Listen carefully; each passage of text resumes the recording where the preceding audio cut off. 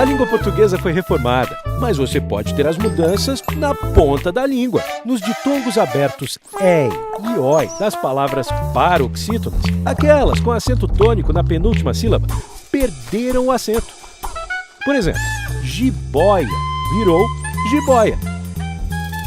Ideia virou ideia. Já na língua falada, o som é o mesmo. Agora, se alguém perguntar o que fazer com acento, bom, transforme em assento de cadeira, senta nele e começa a ler. Não é uma ideia legal?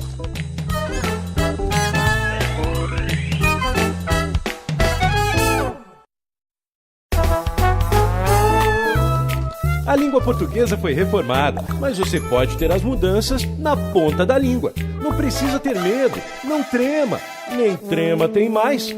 É que nas palavras em português acabaram os dois pontinhos sobre a letra U para indicar a pronúncia gue, gui, que e qui.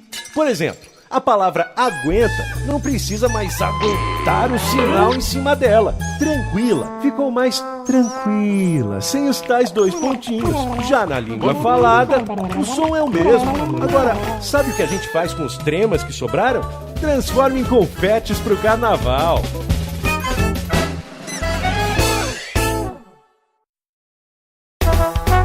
A língua portuguesa foi reformada, mas você pode ter as mudanças na ponta da língua. Se ficar nervoso, para sem acento. Não existe mais o acento que diferenciava para de parar de para preposição, ou pelo de cabelo e pelo de pelo mundo.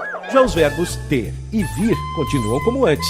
E para distinguir forma de forma, qual é a forma? A forma é uma só, sem acento. A forma é que são duas, com ou sem acento. Você escolhe. Pera lá. E a pera, como fica? Continua verde, só que sem o acento ficou mais levinho.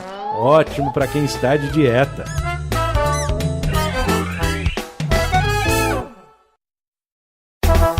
A língua portuguesa foi reformada, mas você pode ter as mudanças na ponta da língua. A palavra voo, por exemplo, vai voar mais leve, sem o peso do acento. Aliás, acento no voo, só se for poltrona de avião. É que as palavras terminadas em os e em perderam a acentuação. Lem, vem, enjoo, povou. Também não tem mais acento nos verbos arguir e redarguir, no presente do indicativo, nas formas tu, ele e eles. Agora, já que arguir significa interrogar, vai a pergunta: quem é que usa uma palavra dessas?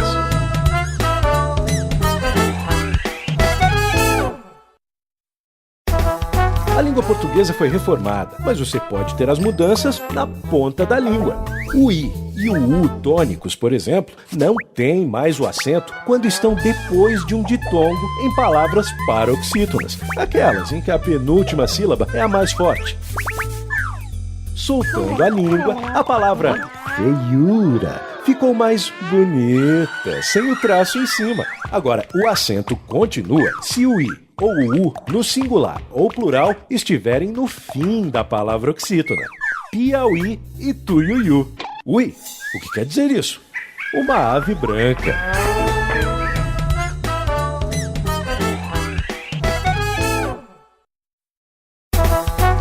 A língua portuguesa foi reformada, mas você pode ter as mudanças na ponta da língua, de verdade.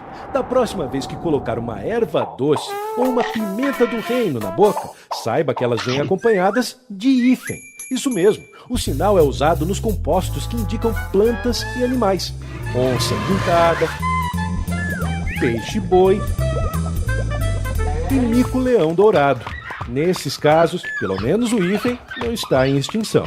O sinal também aparece nos compostos com apóstrofo. Exemplo, pé d'água, que claro, fica assim mesmo, cheio de pingos.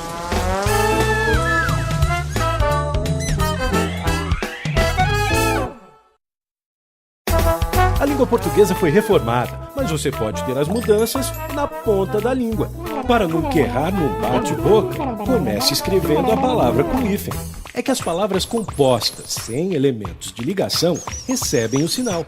Mas existem exceções. Palavras mandonas, como manda-chuva, mandaram o hífen passear. falar nisso, nas palavras compostas com elementos de ligação, o sinal não trabalha. Em fim de semana, por exemplo, o hífen não é usado. Todo mundo merece um descanso, não é mesmo?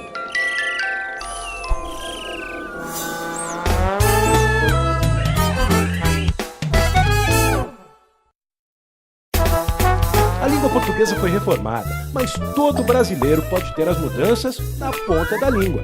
Rio-grandense do Norte ou Belo Horizontino, tanto faz. Nos dois casos, tem hífen. O sinal é usado em palavras compostas derivadas de nomes próprios de lugares. Outra regra importante: compostos com palavras iguais ou quase iguais também tem hífen. Quem é cri-cri precisa saber que cri-cri se escreve com hífen.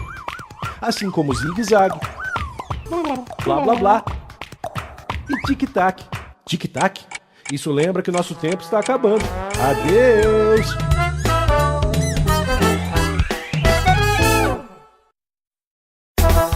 A língua portuguesa foi reformada, mas você pode ter as mudanças na ponta da língua.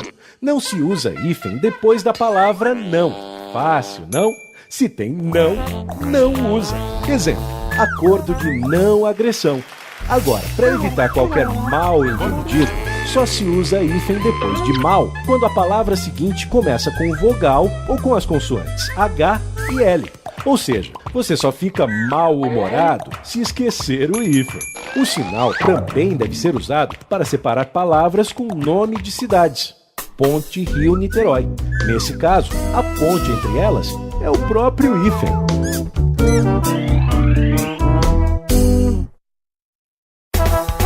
A língua portuguesa foi reformada, mas você pode ter as mudanças na ponta da língua, sem esforço sobre-humano. É só saber que sobre-humano tem hífen, porque a segunda palavra começa com H. Já ultra elevado não tem. Tiraram o hífen das palavras que terminam e começam com vogais diferentes. Em micro-ondas, o hífen fica para separar duas vogais iguais. Em antirracismo, o hífen sai e o R vira RR, pois quando o prefixo termina com vogal e a palavra seguinte começa com R ou S, essas letras são dobradas.